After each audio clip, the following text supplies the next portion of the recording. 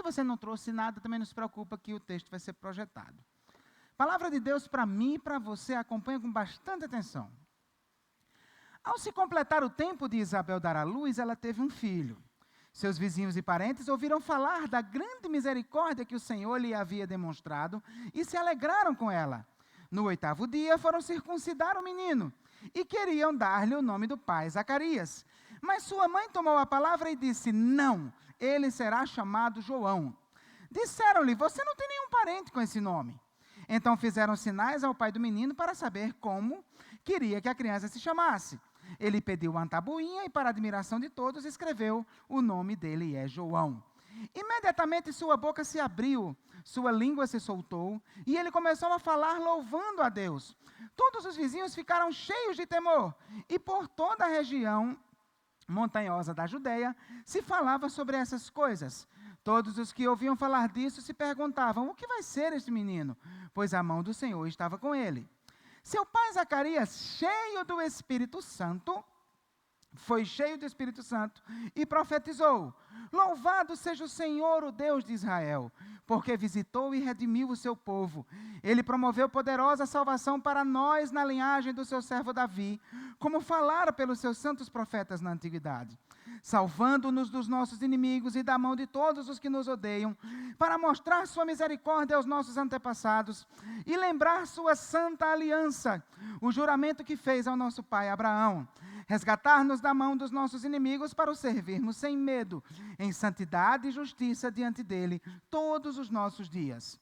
E você, menino, será chamado profeta do Altíssimo, pois irá adiante do Senhor para lhe preparar o caminho, para dar ao seu povo conhecimento da salvação, mediante o perdão dos seus pecados, por causa das ternas misericórdias de nosso Deus, pelas quais do alto nos visitará o sol nascente, para brilhar sobre aqueles que estão vivendo nas trevas e na sombra da morte, e guiar nossos pés no caminho da paz.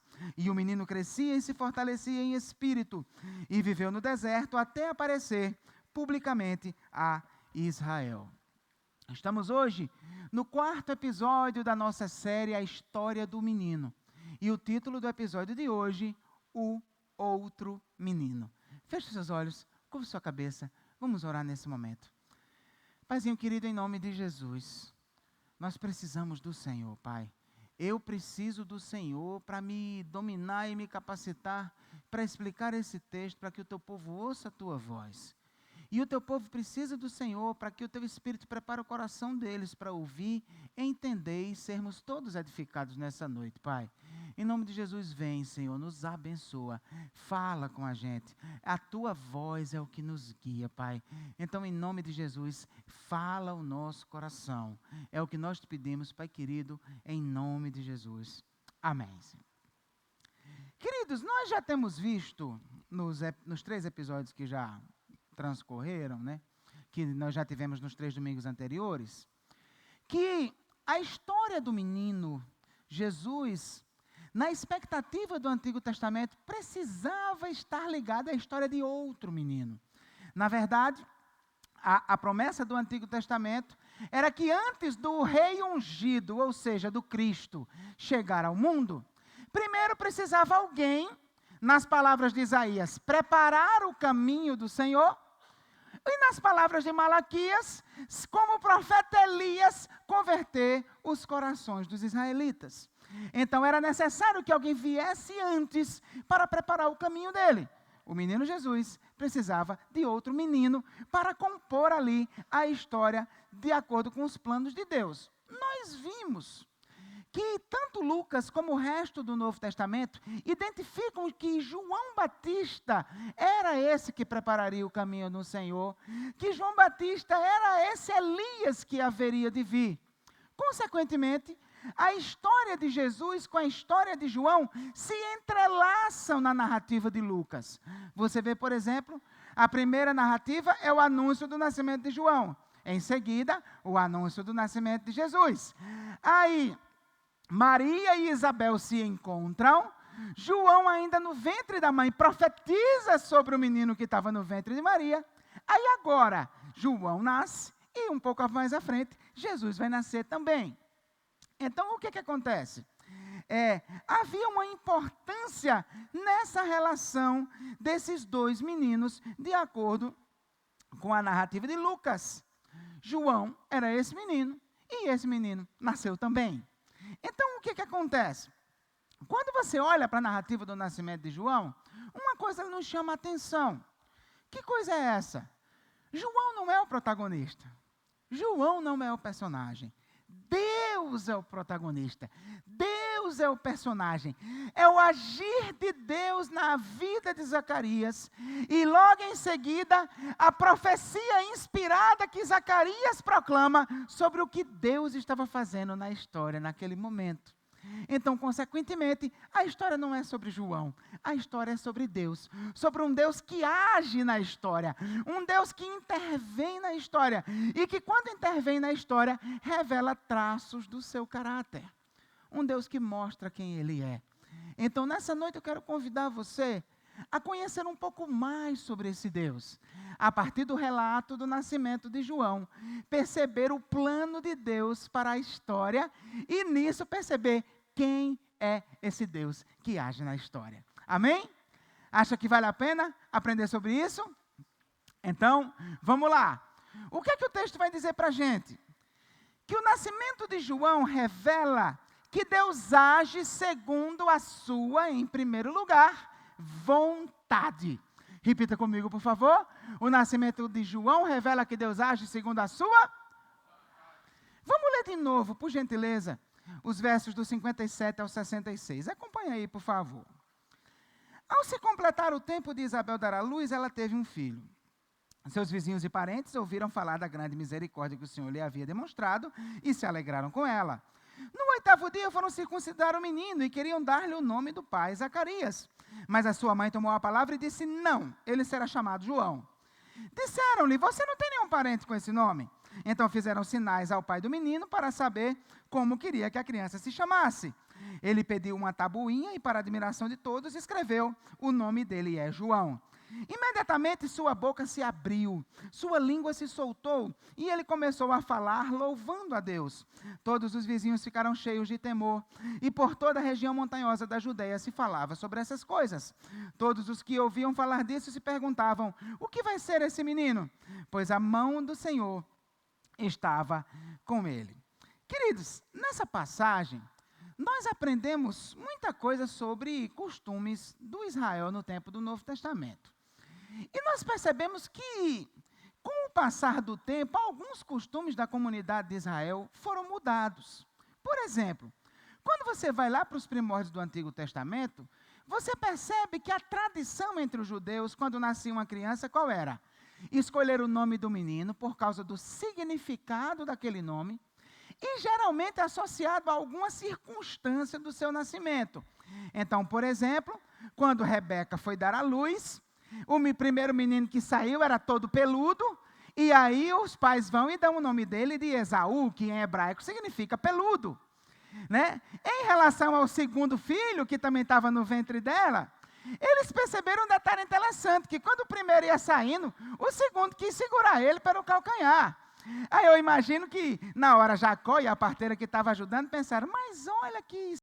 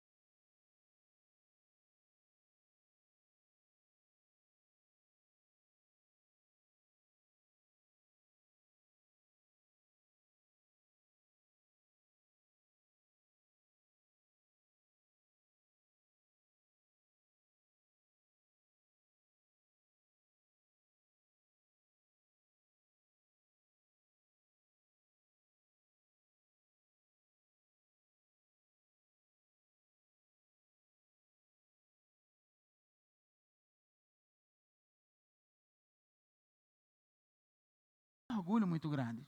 Especialmente um filho homem. Porque assim, Era como se aquela criança fosse a prova da virilidade dele. Não, o cabo é bom, o cabo é macho, né? Faz menino, né? E aí o que acontece? Parece, no caso de Zacarias, isso era especial, mais especial ainda. Por quê? Porque ele era muito idoso, idade bastante avançada. Então parece que os parentes empolgados ali, vendo um menino nascendo, disseram, mas rapaz, o veinho, rapaz, olha aí, o veinho o veinho macho, né?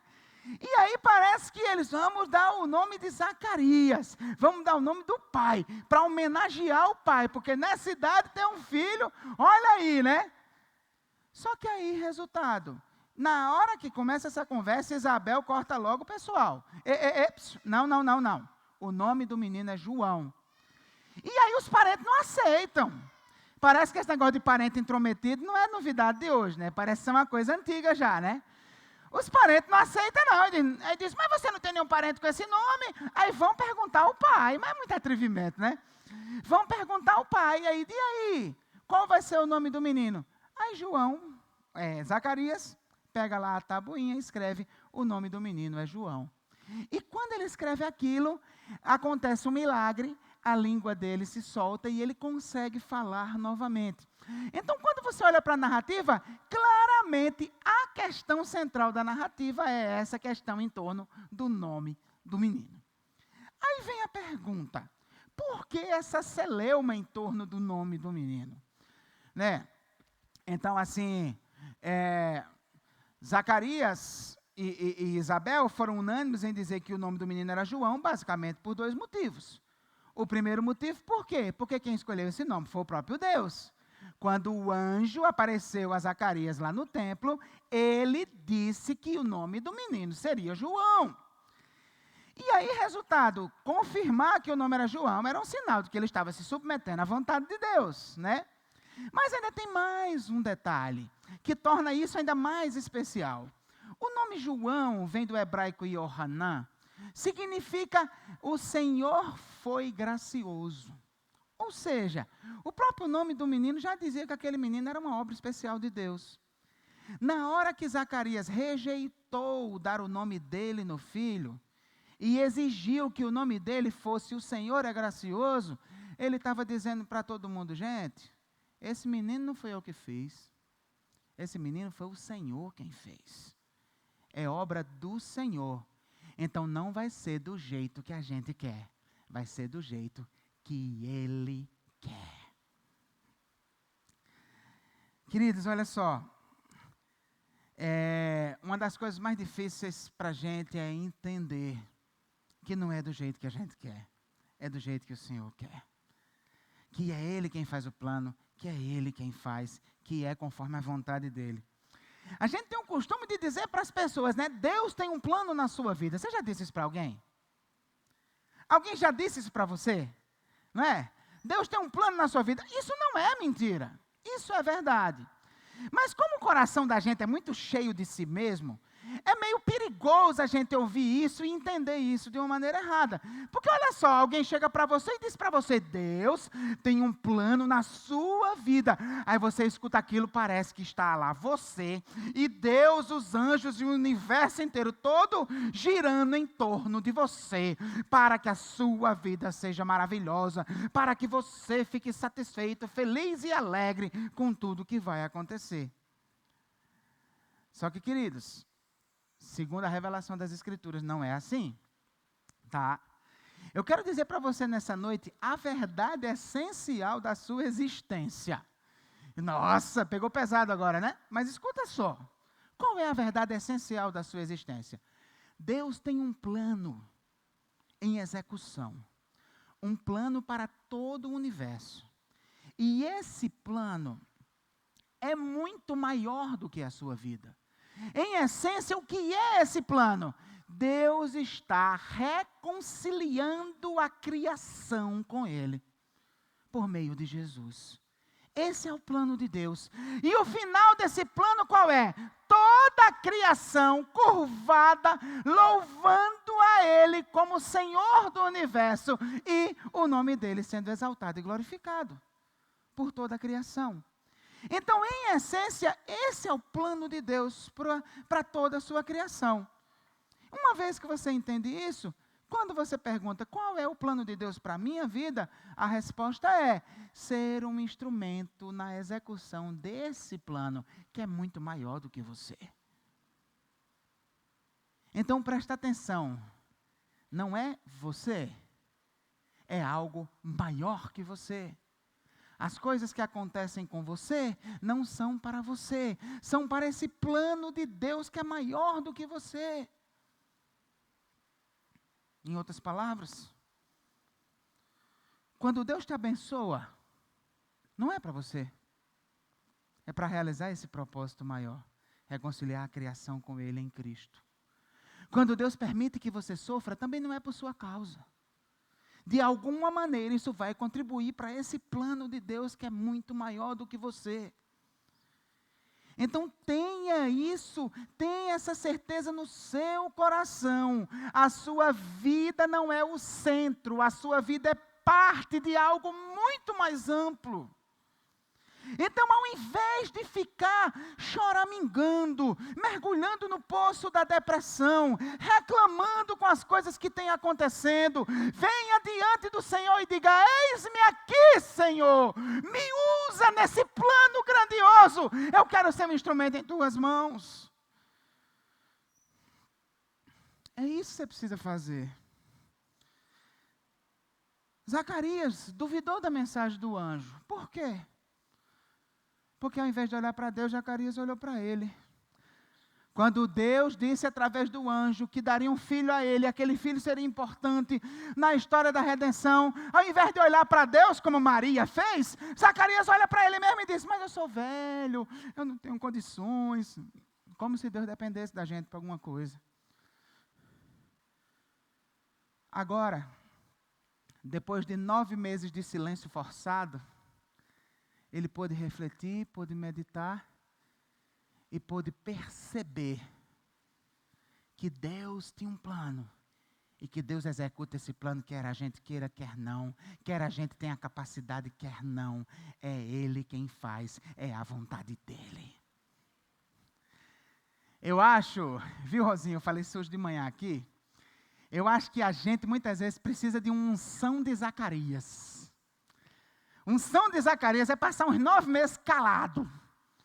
Porque a gente fala muita besteira. E eu acho que muito do que a gente sofre é justamente pelas besteiras que a gente fala.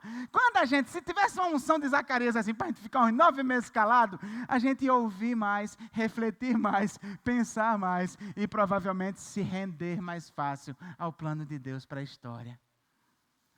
Então, cala a boca um pouquinho. A pessoa fica pensando: mas rapaz, eu tomar banho, trocar de roupa, vim para a igreja para o pastor me mandar calar a boca de lascar, né? Mas é isso mesmo. Cala a boca um pouquinho. Preste atenção. Medita um pouquinho. Reflete um pouquinho. Está na hora de cair a ficha. Você não é o centro do universo. Deus é o centro do universo. A sua história não é sobre você. A sua história é sobre Ele. Você só precisa dizer: Senhor, usa a minha história para realizar a tua história. E quando para usar a minha história eu tiver que sofrer, me ajuda aí que sozinho é difícil demais. E prosseguir, caminhar, seguir em frente. O nascimento de João revela que Deus age segundo a sua vontade. Em segundo lugar, o nascimento de João revela que Deus age segundo a sua fidelidade. Queria pedir que você repetisse esses dois comigo, por favor. O nascimento de João revela que Deus age segundo a sua... 2. Vamos dar uma lida nos versos 67 ao 75, por gentileza. Seu pai Zacarias foi cheio do Espírito Santo e profetizou: louvado seja o Senhor, o Deus de Israel, porque visitou e redimiu o seu povo. Ele promoveu poderosa salvação para nós na linhagem do seu servo Davi, como falara pelos seus santos profetas na antiguidade, salvando-nos dos nossos inimigos e da mão de todos os que nos odeiam, para mostrar sua misericórdia aos nossos antepassados e lembrar sua santa aliança, o juramento que fez ao nosso pai Abraão, resgatar-nos da mão dos nossos inimigos, para o servirmos sem medo, em santidade e justiça diante dele todos os nossos dias. Queridos, perceba que depois que Deus faz o milagre, destrava a língua de Zacarias, ele consegue voltar a falar, ele louva a Deus. E aí, logo em seguida, ele é tomado em profecia. Perceba que o texto é enfático em declarar, ele foi cheio do Espírito Santo, e eu já expliquei isso para vocês, que no contexto do Novo Testamento, a ideia disso é a ideia de receber de Deus a inspiração profética, especialmente ali no contexto dos evangelhos. E aí o texto ainda vai dizer, ele foi cheio do Espírito Santo e profetizou. Consequentemente, esse negócio saiu na hora, foi reteté puro mesmo. Tá? O negócio foi fogo, tá? Então não foi um negócio que o cara foi lá, compor em casa, escrever tranquilamente, não. Realmente foi uma coisa da parte do Senhor. E aí, resultado, ele começa a louvar a Deus. Faz um cântico de louvor. E esse cântico, em essência, o que é que ele diz? Esse cântico, em essência, mostra um louvor a Deus por aquilo que Deus estava realizando na história naquele momento. Então a ideia qual era? Se o menino rei, para nascer, segundo a promessa do Antigo Testamento, precisava ser precedido por esse outro menino que prepararia o seu caminho. Se João era esse menino e ele tinha nascido, então qual é a história? O outro vai chegar a qualquer momento. Consequentemente, se o que prepara o caminho chegou, o que vai trilhar o caminho chegou, vai chegar também. Então, é chegado o tempo da salvação prometida por Deus. E aí, queridos, Zacarias vai falar que Deus traz uma poderosa salvação para o seu povo. Zacarias vai falar que Deus estava trazendo libertação para o povo do jugo de escravidão que eles estavam sendo submetidos naquele período da história. Zacarias vai falar que Deus estava realizando algo grandioso. Mas existe uma ênfase que Zacarias dá, que eu tenho para mim, que é a questão central aqui, dessa parte do cântico, que eu quero lhe chamar a ler de novo comigo, para você prestar atenção nisso. Olha só. No verso 68 em diante, quando ele começa a fazer o cântico de fato, ele vai e diz assim: louvado seja o Senhor, o Deus de Israel, porque visitou e redimiu o seu povo. Ele promoveu poderosa salvação para nós, na linhagem do seu servo Davi. Leia comigo esse verso 70, por favor. Como falara pelos seus santos profetas na antiguidade, salvando-nos dos nossos inimigos e da mão de todos os que nos odeiam, para mostrar sua misericórdia aos nossos antepassados. Leia comigo agora, por favor. E lembrar sua santa aliança, o juramento que fez ao nosso pai Abraão. Então, presta atenção. Zacarias não estava dizendo, louvado seja Deus porque chegou salvação. Não. Zacarias estava dizendo, louvado seja Deus porque chegou salvação conforme ele prometeu. Então Zacarias estava lembrando nesse cântico que Deus tinha feito uma aliança com Abraão, tinha feito promessas a Abraão. Ele estava lembrando nesse cântico também que Deus tinha falado por meio de profetas e que tinha confirmado as suas promessas para o povo por meio daqueles profetas. Então, Zacarias não está dizendo apenas, louvado seja Deus porque Ele está fazendo isso. Ele está dizendo, louvado seja Deus porque Deus diz e faz. Ele cumpre suas promessas. Ele é fiel.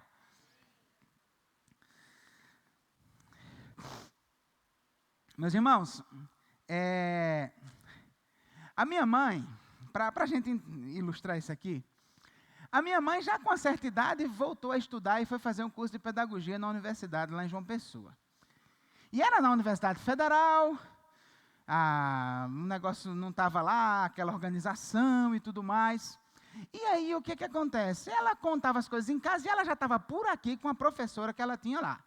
Diz que essa professora ficava batendo uma bolinha de borracha no chão. Toque, toque, toque, toque. E como a minha mãe tem um temperamento igual ao meu, a gente já fica irritado com um negócio desse, né? E aí, enquanto não chegasse o último aluno, ela não parava de bater aquela bolinha, não dava uma palavra. Aí depois chegava todo mundo, minha mãe dizia que várias e várias vezes ela segurava a bolinha, olhava para a turma e dizia, aloprei, não vou dar aula não. Aí saía. E ia para a lanchonete comer.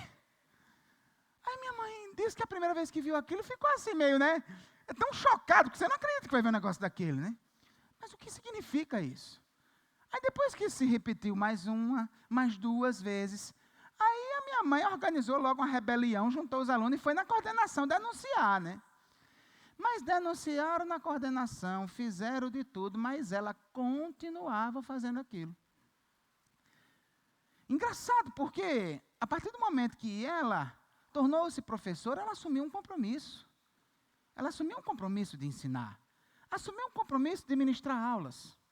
Mas ela tinha uma vontade muito volúvel. Então, por um capricho, por uma birra, ela diz, eu não estou mais afim. Sim, assumiu o compromisso, mas não estou afim. Não vou fazer e pronto. Queridos, louvado seja o nosso Deus, porque Ele não é assim. Deus faz o que Ele quer, mas Ele é incapaz de querer o que contraria o seu próprio caráter. Deus é incapaz de querer descumprir sua promessa. Deus é incapaz de querer quebrar a sua aliança. Deus prometeu a Abraão que abençoaria o mundo por meio da sua descendência. Deus prometeu a Davi que traria uma criança que manteria sua dinastia para sempre. Deus prometeu à nação de Israel um rei poderoso descendo do céu para libertá-los, para salvá-los. E Deus prometeu a toda a criação que a serpente e as suas obras seriam destruídas por um descendente de Eva. Foi por causa dessas promessas que João nasceu para preparar o caminho e em seguida Jesus nasceu para trilhar o caminho. Porque Deus prometeu e era impossível que isso não acontecesse. Era isso que Zacarias estava cantando. Nosso Deus diz, nosso Deus faz, nosso Deus é fiel. E deixa eu lhe dizer uma coisa nessa noite. Esse mesmo Deus fez promessas a você. Esse Deus prometeu que se você crê em Jesus, você tem todos os seus pecados perdoados. Esse Deus prometeu que se você crê em Jesus, você não tem mais condenação, você tem vida eterna. Esse Deus prometeu que se você crê em Jesus, o Espírito dele passa a habitar em você e vai transformar a sua vida. Aleluia! Sensacional, não é não? Mas peraí que tem mais. Esse Deus também prometeu que Jesus vai voltar. E quando voltar, se você está em Cristo, o seu corpo vai ser transformado, você vai se tornar perfeito. E nessa perfeição, vai viver num mundo restaurado, onde só haverá paz, alegria e abundância para sempre. Queridos, Deus prometeu isso. Isso tem que acontecer. É certeza absoluta que vai acontecer. Então, se você já entregou sua vida a Jesus, celebre. Essas promessas estão se cumprindo e se cumprirão por completo na sua vida. E se você ainda não se entregou a Jesus, ainda não assumiu o compromisso, você pode tomar posse dessas promessas hoje à noite. E elas se fazerem verdade em você também. Confie no seu Deus. Descanse no seu Deus. Ele é fiel. Então, queridos, o nascimento de João revela que Deus age segundo a sua vontade, segundo a sua fidelidade. E por último, o nascimento de João revela que Deus age segundo a sua bondade. Vamos, por favor, ler esses três. O nascimento de João revela que Deus age segundo a sua vontade. Agora nós vamos ler o restinho, os versos do 76 ao 80. E o texto nos diz assim: E você, menino, será chamado profeta do Altíssimo, pois irá diante do Senhor para lhe preparar o caminho, para dar ao seu povo conhecimento da salvação, mediante o perdão dos seus pecados, por causa das ternas misericórdias de nosso Deus, pelas quais do alto nos visitará o sol nascente, para brilhar sobre aqueles que estão vivendo nas trevas e na sombra da morte e guiar nossos pés no caminho da paz. E o menino crescia e se fortalecia em espírito e viveu no deserto até aparecer publicamente a Israel. Olha só, quando você está lendo o cântico, você percebe que nesse momento há uma quebra da lógica do cântico. O cântico, até o momento, é uma declaração de louvor a Deus por aquilo que ele fez. Tá? Só que a partir desse versículo, ele deixa de se dirigir a Deus e se dirige ao menino. Então ele diz, e você, menino? E aí começa a descrever a missão daquele menino. Né? Logicamente, entre uma parte e outra, deve ter tido um sapateadozinho aí em seguida, né? Porque lembra que aqui era um fogo puro, né? O negócio estava rolando, então deve ter rolado um sapateadozinho. E aí ele vem e começa agora a se dirigir ao menino. E aí, queridos, o que é que ele fala sobre a missão desse menino? Qual era o lugar desse menino na história da redenção? No caso, o menino João, né? A mensagem deles, queridos, em essência era que que João seria um profeta, que prepararia o caminho do Senhor. E como é que ele prepararia? Por meio da sua pregação. Ele seria profeta. E como um profeta, ele anunciaria uma mensagem, e essa mensagem prepararia o caminho. E que mensagem era essa? Era a mensagem de um Deus cheio de amor, um Deus bondoso que resolveu salvar um povo cheio de pecado, um povo ruim. Se você prestar atenção, um termo que aparece aqui no final, ele é um termo-chave para a gente compreender a lógica aqui do cântico. Ele fala que aquele povo estava vivendo nas trevas e na sombra da morte. Né? O que é que significa isso? Na verdade, esses termos, eles acontecem são relativamente comuns no Antigo Testamento. O Salmo 107, nos versos 10 e 11, vai ajudar a gente a entender direitinho a lógica desses termos aqui. Olha só, o Salmo 107 é um salmo escrito falando sobre a realidade do povo que tinha passado pelo cativeiro, etc. e tal. E aí o que é que ele diz sobre esse povo que tinha sido cativo? Ele diz, assentaram-se nas trevas e na sombra mortal, aflitos, acorrentados, pois se rebelaram contra as palavras de Deus e o quê? Desprezaram os desígnios do Altíssimo. Então, qual era a ideia de estar nas trevas e vivendo na sombra da morte? Na verdade, essa ideia é que você está vivendo numa realidade de escravidão por causa dos seus pecados. Porque no Salmo ele diz que o que fez o povo viver aquela escravidão, e no caso lá era uma escravidão histórica sobre uma nação inimiga, né? O que fez o povo viver aquela escravidão foi os seus pecados, rejeitarem os desígnios de Deus, rejeitarem a palavra de Deus. Então, praticamente, no Antigo Testamento, essa ideia de viver nas trevas, viver na sombra da morte, é viver a escravidão do seu pecado. É viver sendo levado pelo pecado num caminho terrível. Tá? Você vai ver isso surgindo também em Isaías 59, versos 8 e 9, e é legal, porque aparece também essa ideia do caminho da paz que Zacarias fala ali, né? Que Zacarias diz que o que é que o Jesus ia fazer? Zacarias diz que a mensagem de João era que Deus tinha providenciado alguém para tirar aquele povo daquele caminho de trevas e de sombra de morte e conduzir aquele povo num caminho de paz, não é? Olha o que esse texto fala em Isaías 59, uma confissão de Isaías, confessando o pecado da nação diante de Deus. Não conhecem o caminho da paz, não há justiça em suas veredas. Eles as transformaram em caminhos tortuosos. Quem andar por eles não conhecerá a paz.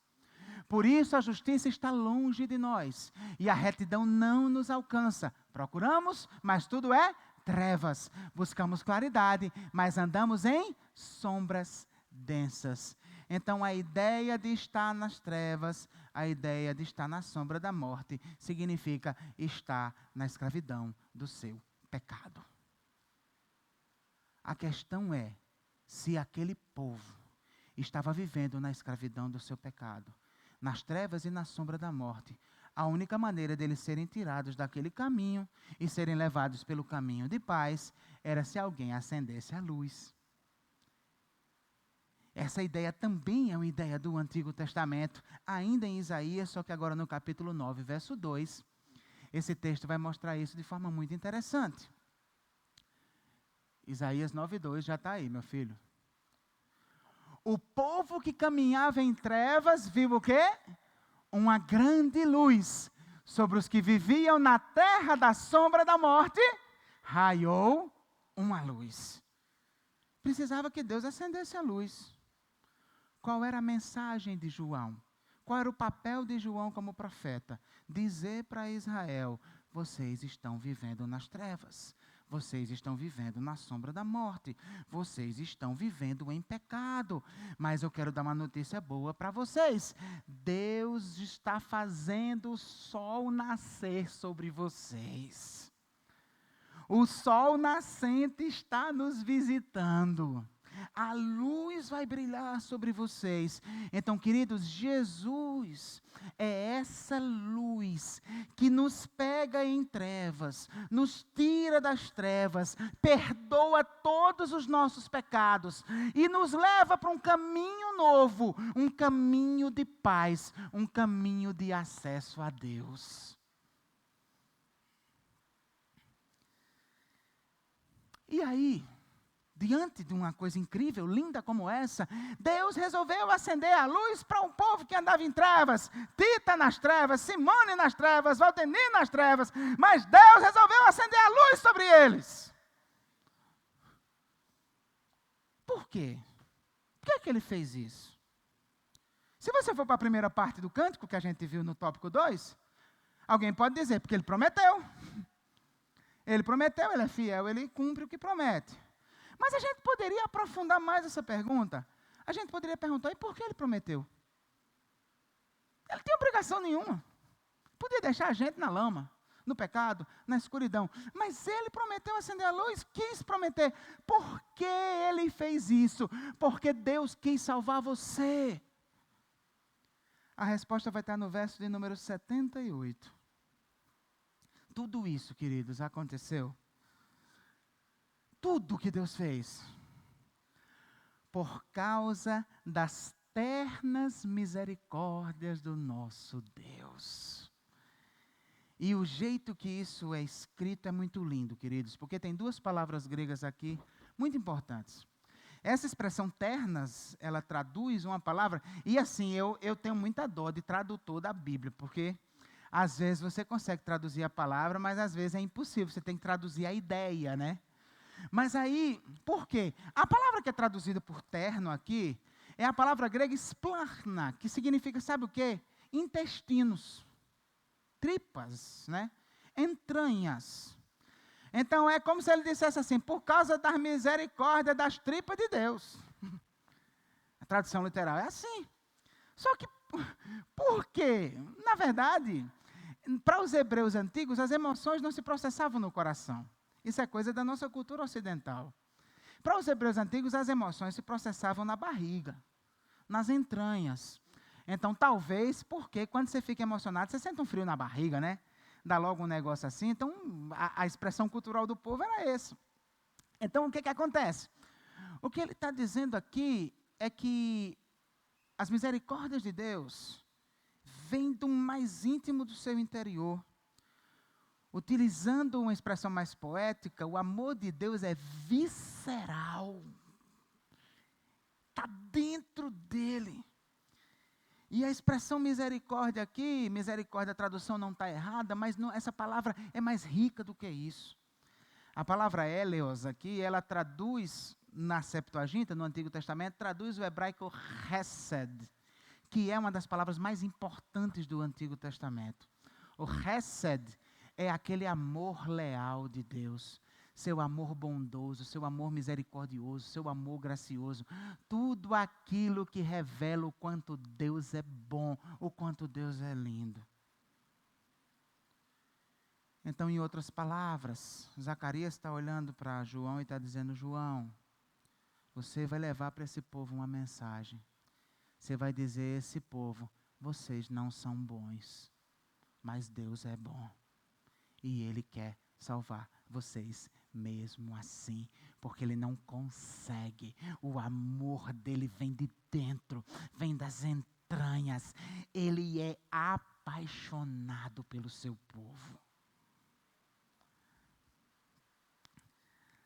Queridos, Deus é bom. Amém? Deus é bom. E Ele manifestou toda a plenitude da sua bondade quando trouxe o menino Jesus ao mundo. A bondade dele estava ali. A sua vida também é uma prova da bondade de Deus. Sabe por quê? Porque você é tão pecador quanto o povo de Israel, amigo. Vivia em trevas e na sombra da morte. Do mesmo jeito, por nascimento, essa era a sua situação. Só que Deus ama tanto você, que aquilo remexeu, embrulhou o estômago dele, de maneira que ele resolveu salvar você.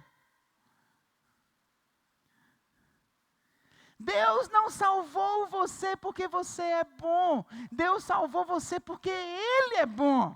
Aí olha só que coisa sensacional. Além de Jesus nascer por você, Deus fez com que a mensagem do Evangelho que fala de Jesus chegasse até você. E se você já se converteu, Ele fez com que o Espírito dele fizesse você entender essa mensagem, crer nessa mensagem, e lhe capacitou a entregar a vida por essa mensagem. E está aí você hoje.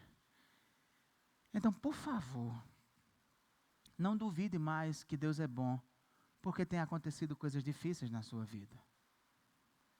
Deus já lhe deu provas suficientes de que Ele é bom, fazendo o que Ele fez por você, trazendo Cristo ao mundo, levando Cristo até você e lhe dando vida eterna, lhe dando salvação, sem que você merecesse.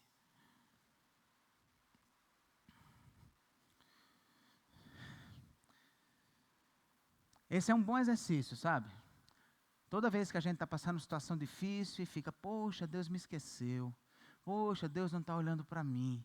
Poxa, Deus é bom com todo mundo, mas de mim Ele esquece. É só se lembrar, você não foi salvo porque você é bom. Você não prestava. Mas Ele salvou você mesmo assim. Porque Ele é bom. E Ele decidiu derramar toda essa bondade sobre você. Concluindo, queridos, Zacarias teve uma experiência tremenda com Deus. O anjo tinha anunciado a Zacarias que Deus estava executando um plano e isso incluía ter um filho ali, ele e Isabel. Zacarias não olhou para Deus como Maria fez, olhou para ele. E o que é que aconteceu? O anjo disse, cala a boca. E ele ficou 9 meses calado. Depois desse tempo, ele acorda, percebe quem é Deus, se rende ao plano de Deus. E quando o povo diz, vamos mudar o nome do menino Zacarias, ele não, é João, é do jeito que Deus quer. E aí, queridos, Zacarias aprendeu essas lições preciosas e o cântico dele também expressa isso.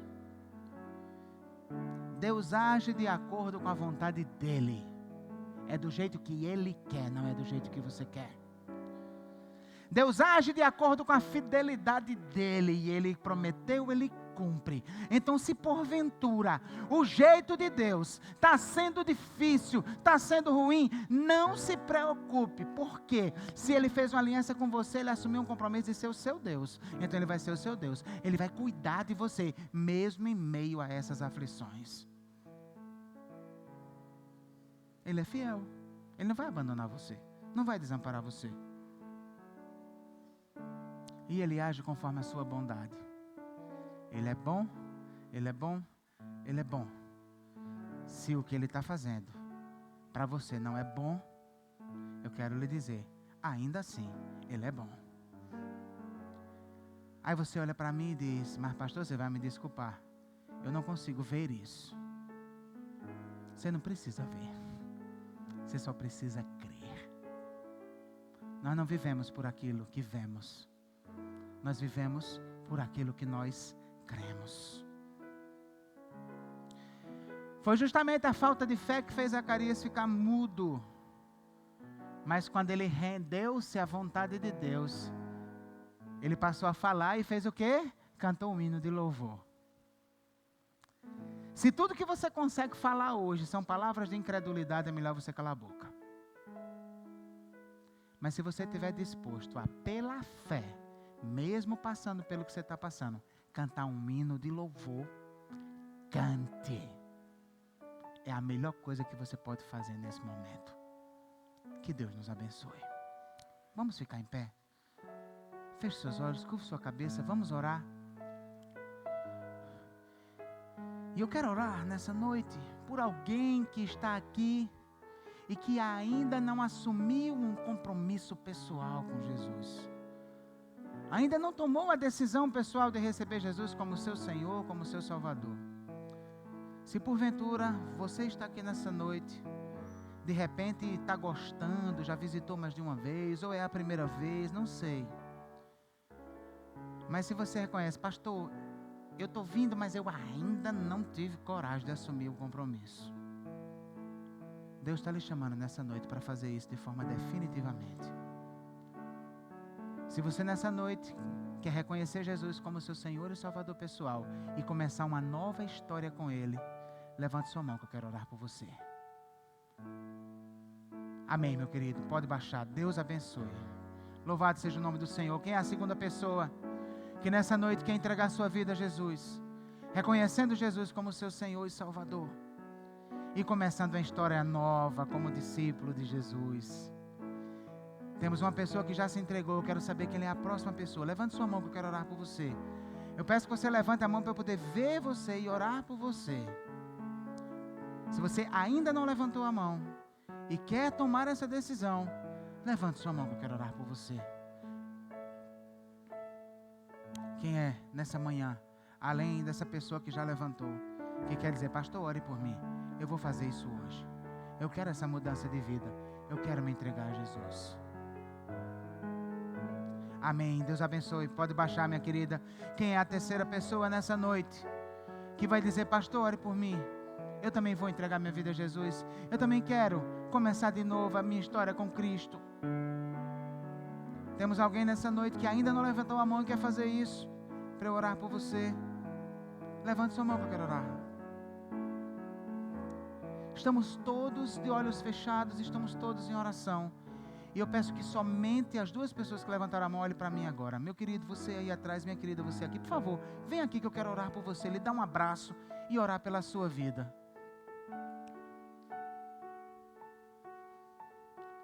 Louvado seja o teu nome, minha querida. Louvado seja o nome do Senhor, minha querida. Deus tem um plano para você. Ele vai te abençoar, vai te usar, vai começar uma história nova, tá? Fica aqui que eu vou orar por você, meu querido. Louvado seja o nome do Senhor, aleluia. Você é muito precioso para Deus, querido. Ele ama você demais. Fica aqui, por favor, que eu vou orar por você. Feche seus olhos, curva sua cabeça. Vamos orar, meus irmãos. Pai querido, muito obrigado, Senhor. Obrigado, Pai, pelo teu amor, Pai. Obrigado, Senhor, pela vida desse homem e dessa mulher, que o Senhor amou muito e marcou o encontro com eles nessa noite, Pai. Obrigado por tua graça derramada sobre eles. Obrigado, Senhor Deus, porque eles são importantes para Ti. Jesus veio ao mundo por eles e nessa noite o Senhor trouxe eles para ouvirem a palavra de Jesus. Porque o Senhor os ama de forma visceral. E o Senhor tem um projeto de transformação e mudança na vida deles.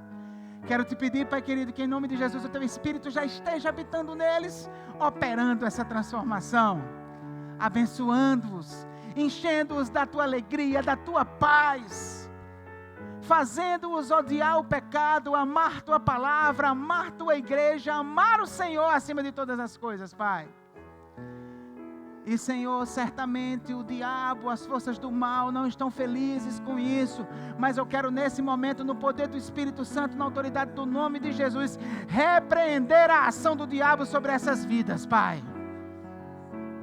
Firma os passos deles nos Teus caminhos e que eles descubram a plena felicidade de estar contigo, Pai. Muito obrigado também, Pai, pelo resto do Teu povo que está aqui nessa noite, que foi edificado. Enche o Teu povo de alegria, enche o Teu povo, Pai, de sabedoria, enche o Teu povo de Senhor, foco no teu plano, Pai. Que a gente pare de olhar tanto para a gente e que nós passemos a olhar mais para o Senhor, Pai. Que nós possamos entender que o teu projeto é muito maior do que as nossas vidas. O Senhor tem um plano para cada um de nós, mas esse plano está dentro de um plano que o Senhor tem para toda a criação. E o centro desse plano não é a minha satisfação, o centro desse plano é o Senhor. Que o teu povo, os crentes no teu nome, vivam com essa convicção no coração todos os dias, Pai. Que o Senhor também nos dê uma ótima semana.